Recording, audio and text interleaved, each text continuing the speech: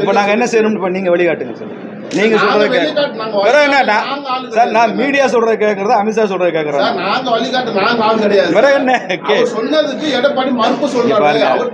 இது வாதத்துக்காக நீங்க பேசுறீங்க.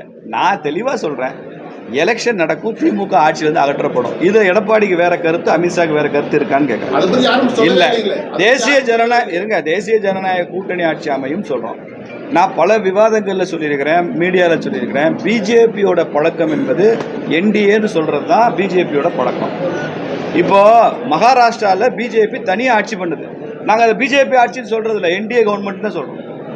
இப்போ கூட நீங்கள் கேரளாவுக்கு போங்க, அந்த கட்சியில் என்டிஏ, எல்டிஎஃப், யூடிஎஃப் இப்படி தான் பேசுவான். கேரளாவில் பிஜேபி தொண்டை பிஜேபி, எல்டிஎஃப், யூடிஎஃப்னு பேச மாட்டான். தமிழ்நாட்டு அரசியல் அந்த போக்குலேருந்து விருப்பட்டு இங்கே கட்சி ரீதியாக பார்க்குற அடையாளம் இங்கே இருக்குது. மற்ற மாநிலங்களில் கூட்டணியாக பார்க்கிற அடையாளங்கள், அமைப்புகள் அங்கே இருக்கு. அவ்வளோதான் வித்தியாசம்.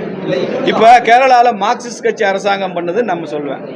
நீங்கள் கேரளாவில் போனீங்கன்னா மார்க்சிஸ்ட் கட்சியை இது எல்டிஎஃப் கவர்மெண்ட்டுன்னு சொல்லும். புரியுதா உங்களுக்கு? அவர் தான் சிஎம்.